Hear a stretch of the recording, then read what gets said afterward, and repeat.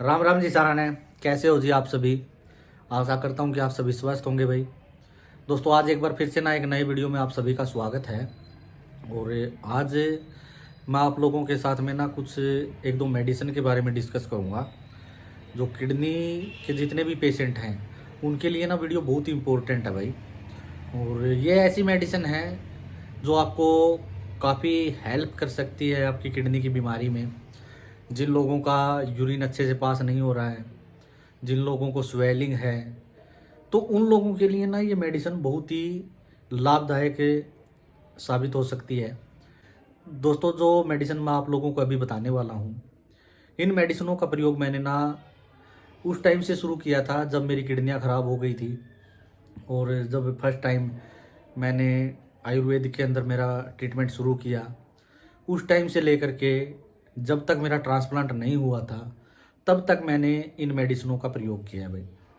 और इन मेडिसिनों का रिजल्ट मैंने ना बहुत अच्छे से देखा है। देखिए जो मेडिसिन मैं बताऊंगा आपको, ये मेडिसिन आपकी किडनी ठीक नहीं करती है। मैं इस वीडियो में खुल करके आपको बता देता हूँ कि किसी तरह से आपकी किडनी के अंदर किसी जो डैमेज हुआ है उसको ये मेडिसिन रिपेयर नहीं करती है भाई। लेकिन किडनी खराब होने की वजह से आपकी बॉडी के अंदर जैसे स्वेलिंग आती है, आँखों के नीचे, पूरे मुंह के ऊपर, हाथों में, पाँव पे, अगर आपको स्वेलिंग है तो ये मेडिसिन उस स्वेलिंग को ख़त्म करती है। इसके अलावा जिन लोगों का यूरिन अच्छे से पास नहीं हो रहा है, उनके यूरिन को पास करने में ना उनकी हेल्प करती है। इसके अलावा अगर आपका यूरिन अच्छे से पास होना शुरू हो जाता है ना, तो क्रेटिनाइन भी जिस रफ्तार से बढ़ रहा होता है ना, उस रफ्तार में उसके ना रुकावट आ जाती है। तो तो दोस्तों इससे ना आपको इतना टाइम मिल जाता है कि भाई आपको आगे क्या करना चाहिए, किस डॉक्टर से आपको मिलना चाहिए, आपको डायलिसिस करवाना है या फिर ट्रांसप्लांट करवाना है, इसके बारे में ना डिस्कशन करने का आपको ना टाइम मिल जाता है। कई बार क्या होता है कि भाई हमें टाइम ही नहीं मिल पाता, हमारा जो क्रेटिनाइन है वो बहुत तेज़ी से बढ़ता है। और अक्सर क्या होता है कि भाई बहुत तेज़ी से क्रेटिनाइन बढ़ने के कारण यूरिया और क्रेटिनाइन बढ़ते हैं, तो हमें ना इमीडिएटली हॉस्पिटल में एडमिट होना पड़ता है। और जब हम एडमिट होते हैं तो फिर भाई हमें इमरजेंसी के अंदर डायलिसिस भी करवाना पड़ता है। तो वह कौन सी मेडिसिन है, अगर उसकी हम बात करें ना, तो देखिए ये आयुर्वेद की मेडिसिन है। और ये जो मेडिसिन है बहुत ही सस्ती मेडिसिन है, इसके ऊपर बहुत सारा बजट लगाने की भी ज़रूरत नहीं है। और जो लोग देहात के अंदर रहते हैं वो तो इस मेडिसिन को ना फ्री ऑफ कॉस्ट ले सकते हैं। देखिए दोस्तों ये अक्सर हमारे खेतों के अंदर पाई जाती है और हम अक्सर इसको खरपतवार समझ करके ना उखाड़ करके फेंक देते हैं। लेकिन भाई जब हमें ज़रूरत पड़ती है और जब कोई आयुर्वेद के जो डॉक्टर होते हैं वो इस मेडिसिन को लिख देते हैं, और जब हम किसी मेडिसिन स्टोर से जा करके इन मेडिसिनों को लेते हैं या फिर किसी पंसारी से हम लेते हैं, तो उस टाइम पर हमें पता लगता है कि भाई इसकी वैल्यू क्या है। देखिए दोस्तों जो मैं मेडिसिन के बारे में बात कर रहा हूँ ना, वो मेडिसिन गोखरू और पुनर्नवा है। पुनर्नवा और गोखरू का नाम आपने ना बहुत सी मेडिसिनों के अंदर सुना होगा भाई। इन मेडिसिनों के अंदर गोखरू और पुनर्नवा डला हुआ है, या फिर आपने पुनर्नवा और गोखरू को लाइव भी देखा होगा।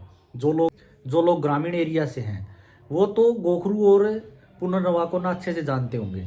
अगर मैं मेरी बात करूँ तो जैसे मेरे एरिया में गोखरू जो है उसको हम भांकड़ी बोलते हैं। इसका एक फल होता है जिसके चारों तरफ कांटे होते हैं।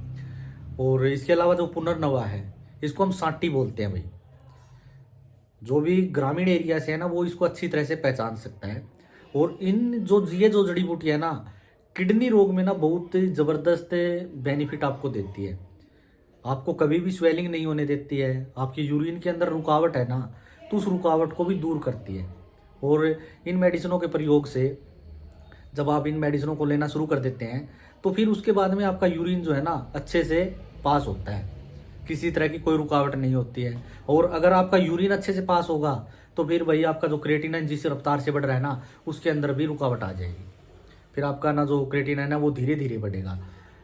और दोस्तों जो पुनर्नवा है ये आपके स्वेलिंग को कम करता है और साथ में आपकी किडनी के अंदर जो डैमेज है उसको भी रोकने में हेल्प करता है। तो जिस रफ्तार से आपकी किडनी खराब हो रही होती है ना, उसकी खराब होने की जो रफ्तार है ना उसको कम करने में ये दोनों ही जड़ी बूटियां ना काफ़ी कारगर है।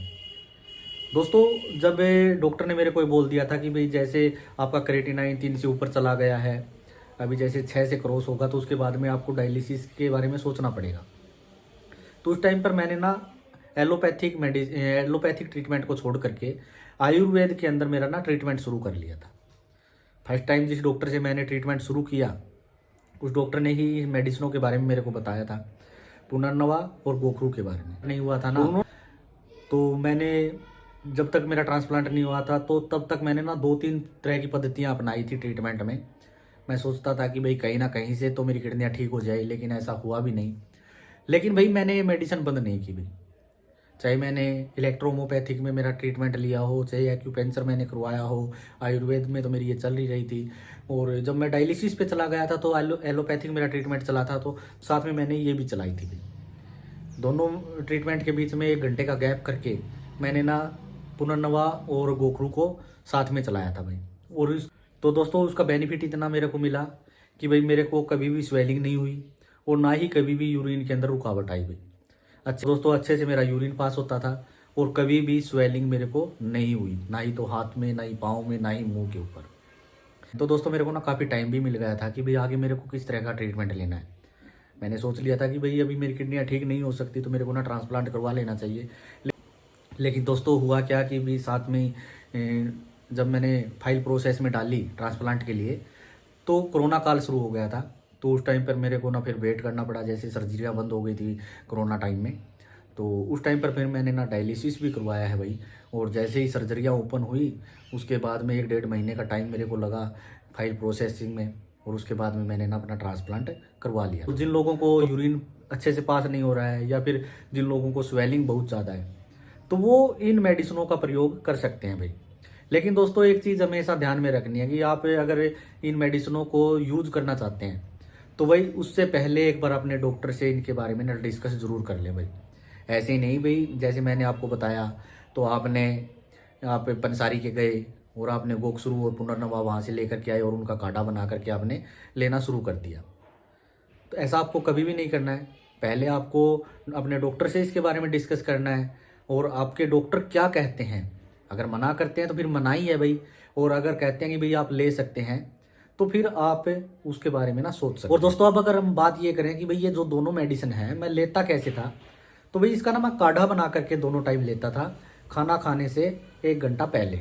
और काढ़ा कैसे बनाता था मैं, 1 गिलास पानी के अंदर 8 से 10 गोखरू के कांटे डालता था और 3 से 4 डंडी इस आकार की, जो 3 से 4 डंडी है मतलब 3-4 इंच की 3-4 डंडी उसके अंदर मैं डाल करके और उसको धीमी धीमी आंच पे अच्छे से पकाता था। और जब पानी 1/3 रह जाता यानी कि 1 कोप के आसपास रह जाता तो उस टाइम पर मैं आंच से उसको उतार के थोड़ा ठंडा करता और उसको छान करके फिर मैं वो खाना खाने से 1 घंटा पहले पीता था भाई।